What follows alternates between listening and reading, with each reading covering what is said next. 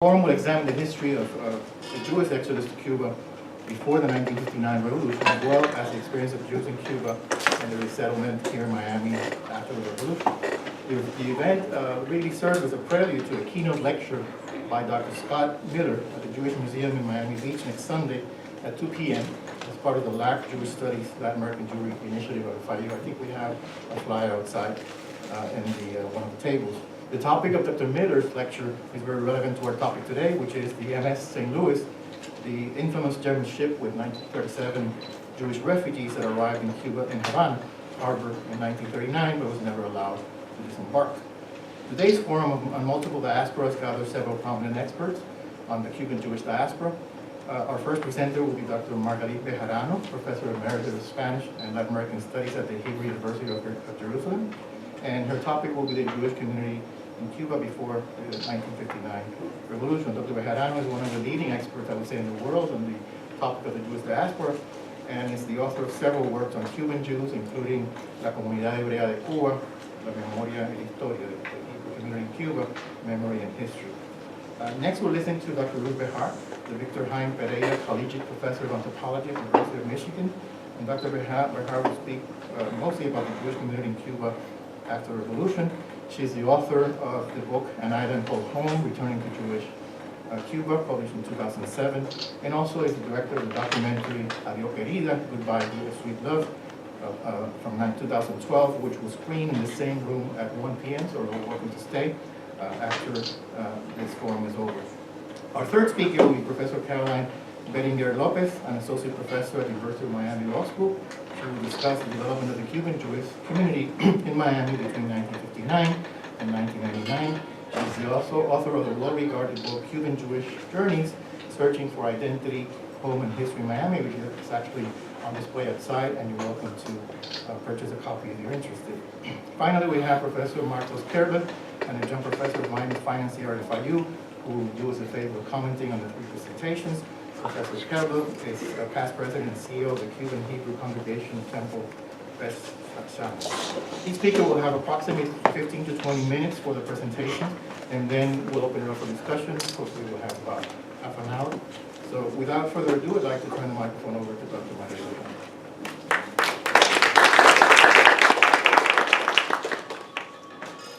First of all, I would like to thank all the organizers of this forum, and especially Professor Guani for inviting me here. It's always a pleasure to be in Miami. Between 1906 and 1902, the Jewish diaspora in Cuba experienced a complete cycle of existence from a modest beginning with a handful of American and Sephardic Jews to a mass migration from Eastern Europe. Confronted by economic crisis and political upheavals, the Jewish immigrants had struggled against poverty and instability, but were gradually able to establish themselves and to climb the socio-economic ladder. Cuban Jewish identity was fortified by the impact of the Holocaust and the establishment of the State of Israel, leading to a communal flowering in the 1950s. Economic and social success, however, came to an end with the triumph of the Castro Revolution that brought to a massive exodus and to the decline of the Jewish life in the island. Cuba can thus represent a case study of a life cycle of a community that in Jewish diasporas in Europe lasted, and the Middle East lasted for hundreds of years. Within a short period of 60 years, it went through the process of emergence, growth, prosperity, and decline. This process was shaped by external factors such as events in Europe, the influence of the United States, and transitions in Cuba, as well as internal factors such as ethnic, economic, and political divisions among the Jewish immigrants. Due to time limitation, I will concentrate only on the Cuban context and its impact on Jewish life. The legal basis for the Jewish existence in Cuba is connected to the Spanish-Cuban-American War. Under Spanish colonial rule, Jewish immigration was forbidden, and Judaizers were exposed to persecution. The legal situation of the Jews did not change with the abolition of the Inquisition, and they were not granted permission to settle in the island, nor to practice their faith. religious freedom was implemented by the American authorities during the military occupation, but it was also compatible with the liberal ideology of the founding fathers of the Cuban nation. The Constitution of 1901 decreed the principles of religious freedom and separation between church and state. Thus, together with an open policy towards immigration, the young Cuban Republic legitimized religious and ethnic pluralism, creating the appropriate legal and social framework for the Cuban Jewish diaspora. Religious tolerance and lack of fanaticism were influenced by the weakness of the Catholic Church in Cuba, and the image of the Jews as Christ killers was attributed to demons with horns and tails, totally disconnected from the real Jewish immigrants who was received without prejudice. The rise of the sugar industry during the early years of the Republic attracted many immigrants, primarily from Spain. Official statistics show a clear correlation between the prices of sugar and the annual number of immigrants. Immigration reached its peak during the dance of the millions and declined with the collapse of sugar prices. In the Jewish case, however, immigration was not related to economic prosperity in the island, but rather to the prospects of admittance to the United States, the Golden Medina, the Golden State.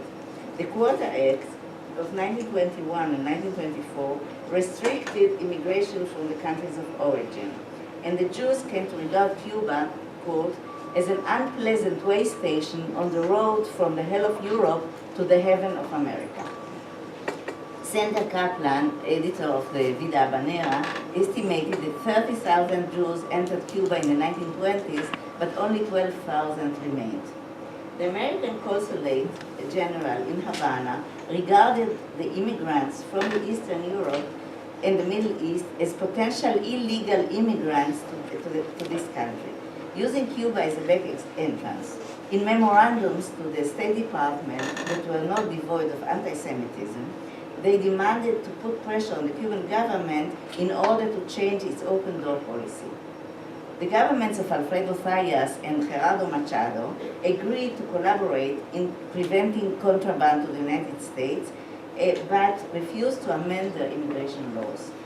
The first Jews who settled in Cuba belonged to the upper middle class and engaged in commerce in the sugar industry. They were few in number, about 100, and came from Europe and the Caribbean, but since most of them were naturalized in the United States, they identified themselves as Americans. About 90% of the early Jewish immigrants were Sephardim who spoke Ladino.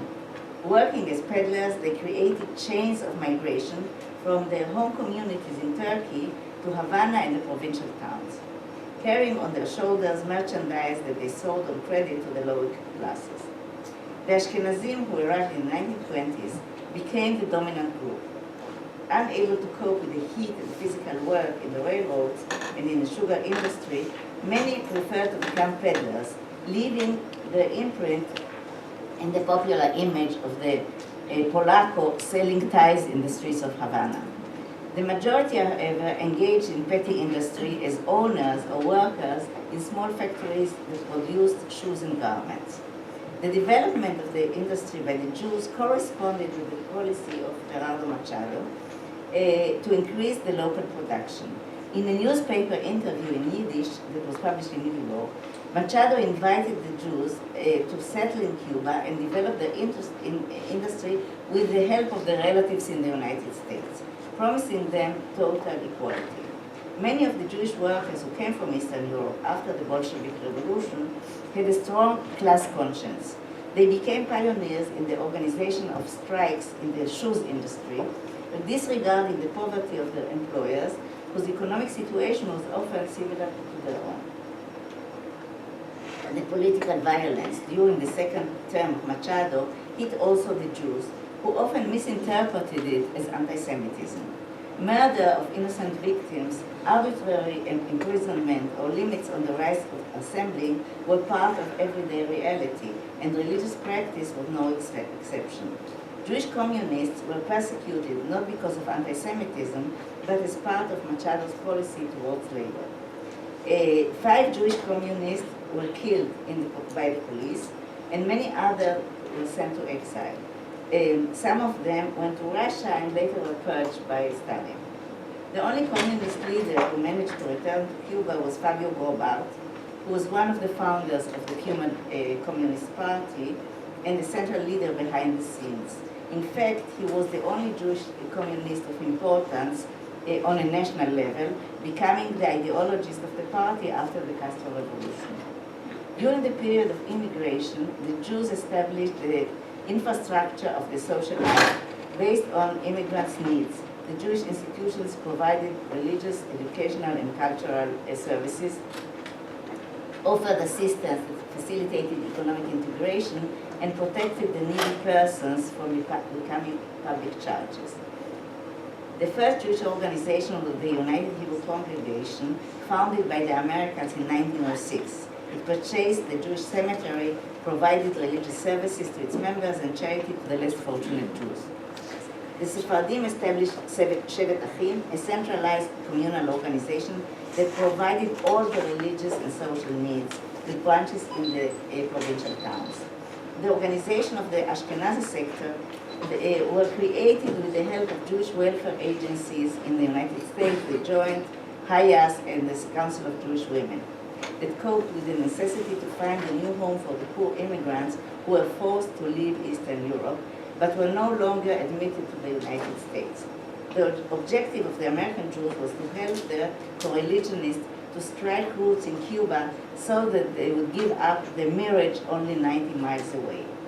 Trying to take the model of the Spanish regional centers, they founded the Centro Israelita de Cuba in order to provide medical help, economic assistance, Jewish education, and to centralize all the activities, particularly in the Ashkenazi sector. Unlike the Spanish regional centers, who were based on mutualism, the Centro Israelita was a philanthropic organization that depended on the financial support from the American Jews. The American social workers who were sent to Cuba fulfilled an important role in helping the Jewish immigrants to create small factories, to obtain the first merchandise, and to facilitate their economic integration. They failed, however, in shaping from above a centralized community, and the Centro Israelita was unable to unite all the Jewish organizations. Nevertheless, in the turbulent years of the Machadato, it fulfilled a central role in the representation of Cuban Jews. In this capacity, and with the help of HIAS, it protected the Jews against anti-Semitism, provided legal assistance, and intervened on behalf of Jews who were detained by the police. The protection of the Jews became more important in the 1933 revolution that aimed to redeem Cuba from foreign dominance with the slogan Cuba para los Cubanos. The implementation of the law of nationalization of labor that decreed the 50% of the salaried workers had to be Cubans was accompanied by outbursts of violence and xenophobia that were directed primarily against the Spaniards, but injured also the Jews. Hostility against extranjeros was basically economic and should not be classified as ideological anti-Semitism. The national ideologies of the period not defined Cubanidad, but did not reject the Jews, like Fernando Ortiz included them as one of the ingredients in the Ajiaco. On the popular and political ground, however, there were many anti-Jewish incidents that can be explained by tensions and anarchy during the revolution.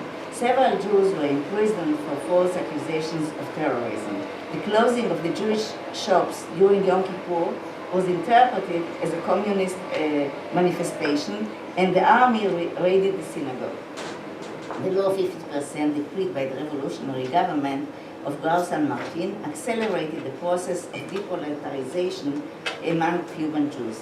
Foreign-born workers in small factories of shoes and garments created cooperatives of shared ownership or opened their own business of house industry.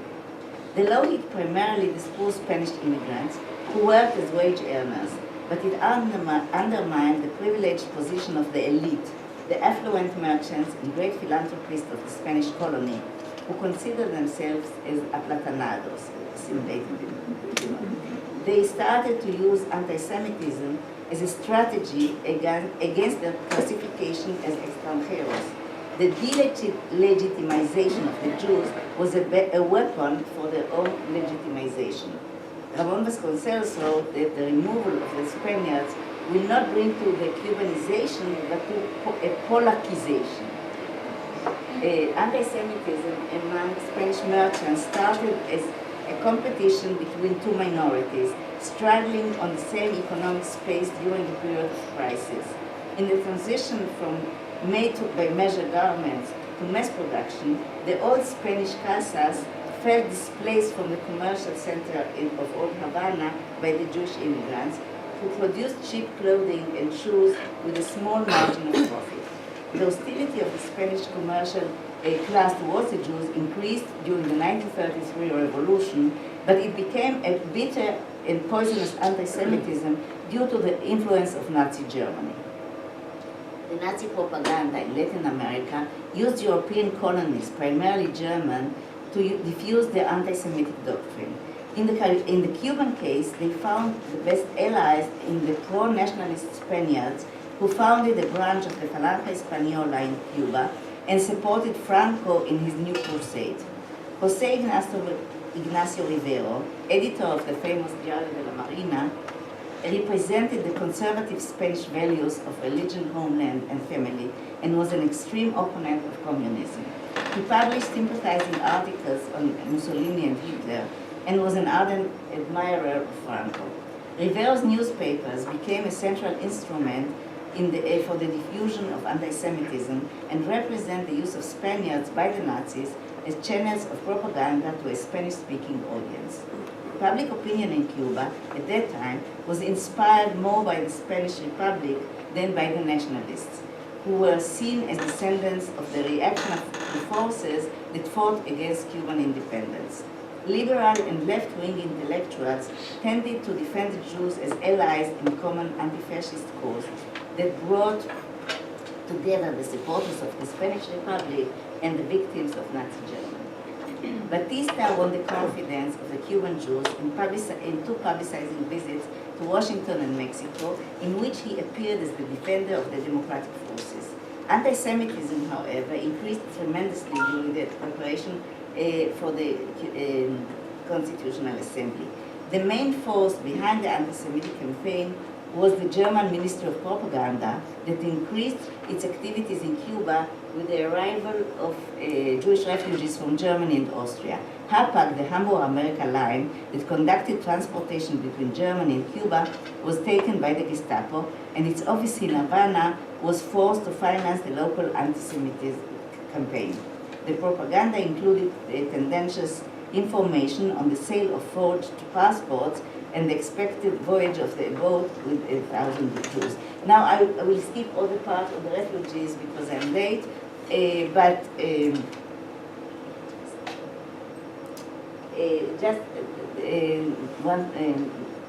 about 12,000 Jews arrived in Cuba, half of them before the St. Louis incident and the other half during the war. But most of them did not remain in Cuba. They were able to enter due to the corruption of Cuban officials, but they actually did not become part of the Cuban diaspora because they left after the war. During World War II, the Cuban Jews were able to improve their socio-economic status due to the economic development of the sectors they produced for the local market. On the other hand, many of them had lost their relatives in extermination camps, and their communities of origin were destroyed. The Shoah had a profound impact on their growing identification with the Jewish cause that was manifested in generous donations to Jewish funds. Throughout the 1940s, the Zionist ideology conquered the Jewish street, but also found its adherents among Gentiles. The relations between Jewish and Cuban activists were forged during the war period in frameworks that worked for the common cause, the victory of the Allied forces. The Comité Cubano por Palestina Hebrea, founded in 1945, was the most active in Latin America, receiving the support of the highest officials in the country from the whole political spectrum. One of its active members, considered the most ardent defender of the Jewish cause, was Senator Eduardo Chibas. The decision of President Grau San Martin to vote against the partition of Palestine in 1947 is partly attributed to his rivalry with Chibas. In 1949, however, the government of Pius Ocaras recognized the State of Israel and voted for its acceptance to the United Nations. The foundation of a Jewish state strengthened the self-confidence of the Jews. They felt that from an uprooted minority of Polacos, they became a respectable immigration group in the Cuban society, having a homeland of their own. Israel was represented in Cuba by Honorary Consul Sender Kaplan, an important Zionist activist. The diplomatic relations between the two countries were primarily a Jewish interest. Batista did not see a contradiction between the two identities of Cuban Jews. When the first Israeli ambassador presented his accreditation in 1954, Batista said, "You have a very good colony in Cuba. They are good Cubans and good Jews." The Jewish community participated in the celebration of Jose Marti's centenary by planting a forest on his name in the Judean Valley in Israel. The Cuban identity was manifested through their Zionism. Batista dictatorship coincided with the best chapter of the history of Cuban Jews. Their economic progress facilitated their movement from old Havana to better residential areas, and they improved their standard of living. Their children went to the university and started to move into the liberal professions. Jewish social life flourished in those years, reflecting the newly acquired success of the community. The most visible achievement of the Jewish community was the building of the Patronato, the impressive house of the Jewish community in Vedado. That was inaugurated with the presence of Batista and members of his government. The magnificent building symbolized the collective integration of the Jews as a minority as expressed by its president. Quote, "To build the house of the Jewish community means to secure its future. We aspire that our community will improve and rise in all the areas, and that we will be able to show the Cuban society an encouraging example of a colony that realizes social and cultural life." Integration to the Cuban society was only beginning, and Jewish youngsters felt more secure in their own social environment, and only a few of them became active in the revolutionary movement. Most Jews refrained from participating in politics, creating the impression that los polacos no se meten. Zionist youth movements, especially Shomer HaTzair, offered an alternative for a personal sacrifice, not in Cuba, but in a kibbutz in the historical homeland. The intensive social and cultural life of the Jewish diaspora in Cuba came to an end with the Castro Revolution. The destruction of the bourgeoisie in which they inserted themselves uncovered the volatility of their integration in the Cuban society, and the majority opted for emigration to the United States. They remained tied to the hyphenated identity of Cuban Jews in the pre-revolutionary era. Thank you very much.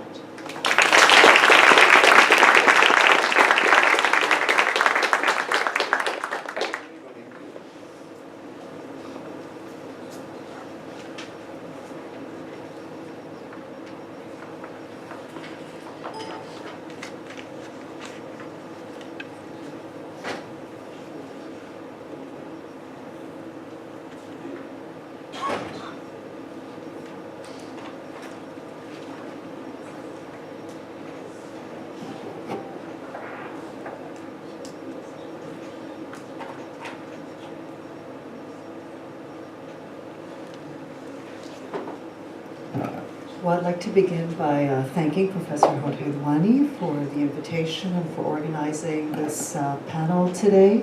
Also want to thank FIU and the Cuban Research Institute, my fellow panelists, Margalit and Carrie Bettinger and Marcos. And okay, here we go. And so many of you from the community who are also here today. Thanks for coming out this morning. So, all right, so I'm going to start a little bit with a personal presentation and then move into my research on the Cuban Jewish community on the island today. So let me start personally here. This is a photo of my maternal grandparents, and I have the good fortune to be the composite of at least two of the communities that existed in Cuba, the Ashkenazi and the Sephardic community. So these were my maternal grandparents who were from Poland and immigrated to Cuba in the 1920s. And then my paternal grandparents who were from Turkey, so I have the wonderful Ashkenazi Sephardic combination. And then just to follow up a little bit on Margalit's presentation as well, that essentially there were there was the convergence of three Jewish cultures in Cuba before the revolution, the Ashkenazi culture from Eastern Europe, largely Yiddish speaking, the Sephardic, largely from Turkey, but there was also an American Jewish expatriate community on the island as well that had businesses like Moshe Pipik that will be familiar to many of you that know Cuba from that era. So the communities coexisted in Cuba, but they were very separate Jewish communities as well on the island. And I say this knowing the stories about my parents coming together and how complicated it was for an Ashkenazi and a Sephardic Jew to get married in the 1950s. My maternal grandmother, my Yiddish grandmother, was very, very worried, and her question was, ¿Cómo vamos a hablar con la familia de Albertico?